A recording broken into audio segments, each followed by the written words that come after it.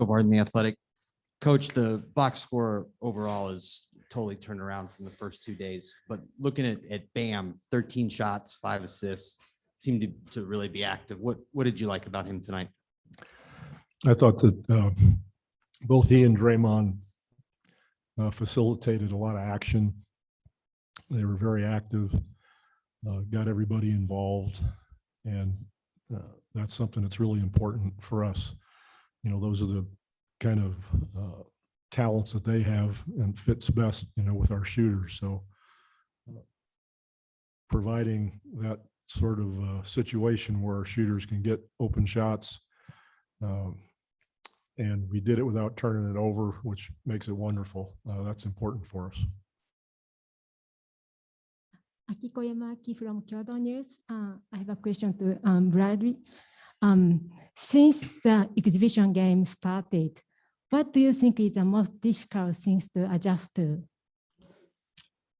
First, praise my Lord and Savior Jesus Christ. Our biggest thing is we have to realize it's not the NBA, and Coach Pop keep re-emphasizing that every single day.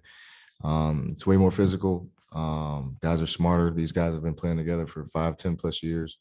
So they have this experience and the chemistry, and we're trying to develop that in a short period of time. So, you know, sense of urgency is kind of, you know, what we're kind of preaching, but at the same time, every single day we have to get better. And that's how we're taking it. You know, we're taking it a day at a time. Today we got better. Still a lot more we can improve on, but we're moving in the right direction. Rob Schaefer, NBC Sports Chicago. I had one for each of you guys, if that was okay. Sure. Pop, Tatum, the late scratch. Zach gets elevated to the starting lineup. What went into that decision? What did you just say? With Tatum being a late scratch I'm and Zach elevating to the starting lineup, what went into that decision, and how would you assess how he fared in that kind of role? Well, somebody's got to take Tatum's place. That leaves 8 players, so you choose one. You know, and it's simple as that.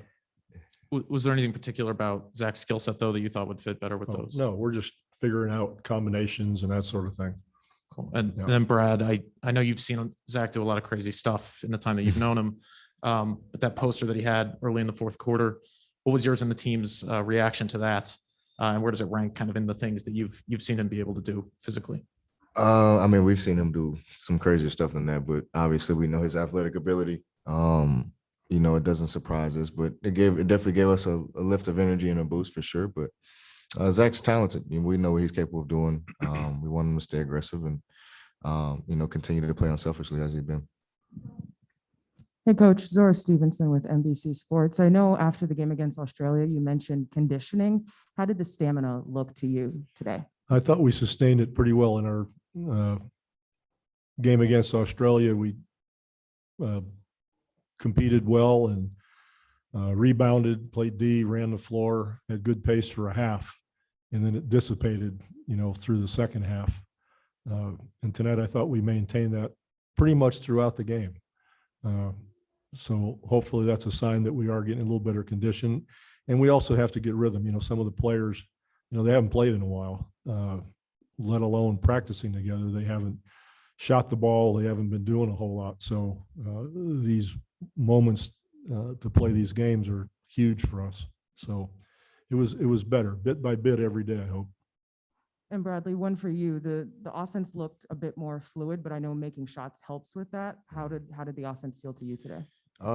Like you said, it's fluid. I mean, but that just comes from us getting stops for one, getting out in transition, which is something we love to do. We want to use our athletic abilities and talents and, you know, draw and kick for each other. And, you know, when we do that, we move the ball 2 or 3 sides, you know, across the floor. It's able to give us easier shots, open shots, driving lanes.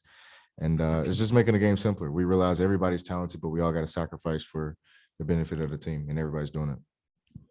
Brian Windhurst from ESPN. Bradley, this schedule is pretty unprecedented, where you go long after last year, and then I don't know when you decided you were going to play, but you obviously had to rest, and then you had to build back up for what is really high stakes basketball. Mm-hmm. How did you even approach putting this together? And do you think that was an issue for a lot of guys coming into this? I think it's tough. It was an easy decision for me. I've always wanted to be a part of the Olympic team and be on the stage and have an opportunity to represent my country. But I can't speak for everybody else and their thought process. It definitely, you have to think about, the long season we had, and then, when we're done, we have about a month and a half, until we start back up again in October. So there's some things you vary into that, but ultimately, this is fun. Like, this is something you want to be a part of, and you realize not every player has this opportunity or blessing to play on this team. So for me, it was a no-brainer. Let me just follow that up with you, Pop. How do you balance how hard, you're talking about stamina, which is clear. How do you balance how hard to work them, considering, I know you mentioned this a little bit yesterday, but how do you figure out your schedule? Yeah, that's something that we coaches think about all the time. The last thing we want to do is overwork people to the point where we get injuries. But the first priority is we have to get back in shape.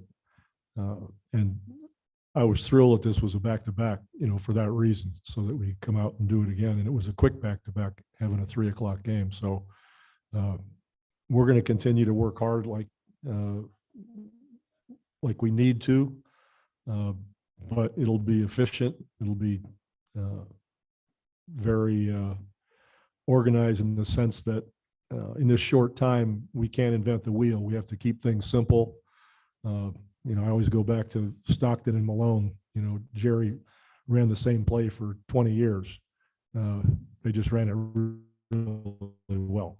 And that's what we want to do. We want to play defense a certain way, offense very simply, but still taking advantage of everybody's abilities. But without the conditioning, we can't get this done.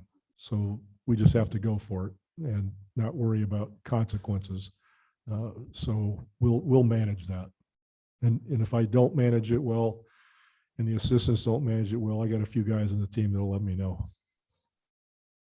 Brian Hurlbert, Redline Editorial. For both of you, same question. What's the biggest thing that you've learned about your team and teammates over the last 3 games? For me, I think what I love is just how everybody's coming together and camaraderie. Like, it's very rare you see so many talented guys in one room who are unselfish at times. Coach tells us we're too unselfish at times. And so I think that's amazing to see. I think that's a step in the right direction. There's no egos involved. We just go out there and compete at a high level. That's something I like to see personally. I don't think I've been surprised by anything. When we pick these guys, we pick them for a reason. Their abilities, but also their how much of an affinity we thought they might display for each other. What kind of chemistry could we build? What kind of character do we think we have? Are they guys that are willing to sacrifice for their teammates? Are these guys who know they're very good players, but do they still have the ability to get over themselves and respect the fact that the guy on their right and left are just as talented and that we have to do it together? So there's no way I could be surprised by the fact that, we had so many assists today and they're trying to do their best to come together as a group. So I just really can't, make up a surprise, to be honest with you.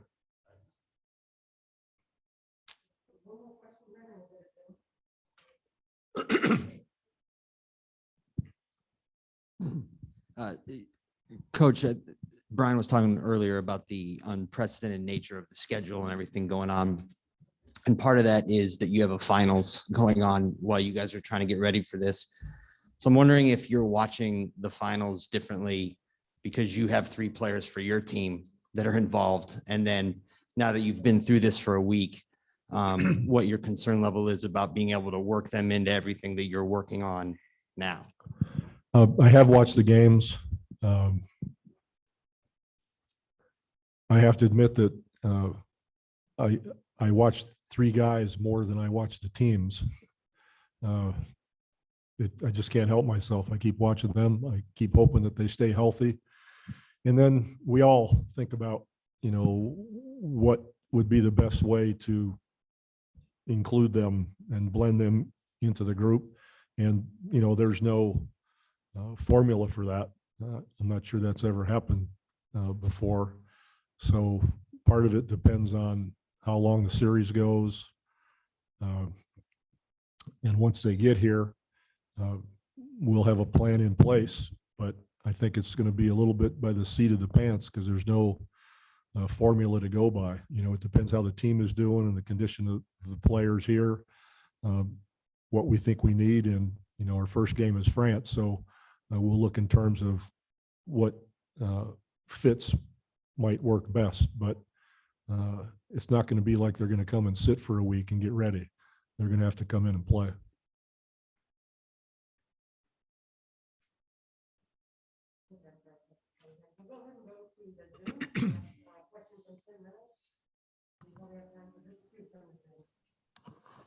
Thank you. Pop, whether it was with the World Cup group or with this group, you've mentioned, you know, the experience factor that so many international teams have, and probably nobody epitomizes that more than Scola. I guess what sort of appreciation do you have seeing a 41-year-old guy still able to do what he's able to do out there for them? You know, Luis is a wonderful human being. Obviously, he loves basketball. He's been playing it for so long, you know, and it's a group of guys, you know, for the last 10 or 15 years, 20 years, whatever it is, they're very close. They love the game. They've been a great example of international basketball, and Luis is the epitome of that. And I can only continue to be amazed at his love of the game, his love of his teammates, and how much he wants to lead and be there. So he and their program are special. Thank you. Chase Hughes, NBC Sports. Question for Brad. What do you think was the key to the success you guys had defending the 3-point line tonight? And has there been any adjustment in that regard in terms of the international rules and what you can get away with in terms of contact and that sort of thing? Obviously, we can be a little bit more physical, but I mean, they're still cognizant of what's a foul, what's not a foul. But we were just more aggressive in our pickup points on the 3-point line. We made sure both of our feet were above, and then all of our switches, they were up and aggressive, you know, versus our last couple of games where we were very lazy, pointing out instead of coming together in contact and switching the right way. So we were a lot better today. Granted, we still had some slip ups and still had some miscommunications, but every day is a day to get better. So we look at film tomorrow and hopefully get better again.